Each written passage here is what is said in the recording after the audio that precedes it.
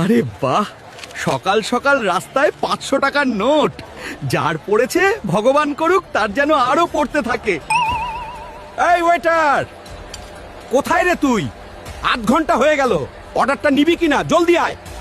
হ্যাঁ দাদা, অবশ্যই। তবে তার আগে আমি বলে দিই, এটা কোনো ধর্মশালা নয়, এখানে পয়সা দিয়ে খেতে হয়। আপনি কি পয়সা এনেছেন? তোর আমাকে দেখে কি ভিখারি মনে হয়? আমার কাছে অনেক পয়সা আছে। যা, এবার যা খাবার আছে 1 প্লেট করে নিয়ে আয়। বাহে, বহুকাল পর এই রকম খাবার খাচ্ছি।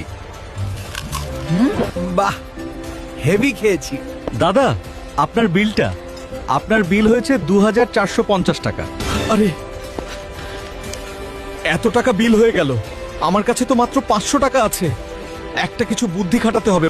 মনে হচ্ছে পকেট থেকে পয়সাটা পড়ে গেছে, বুঝলেন?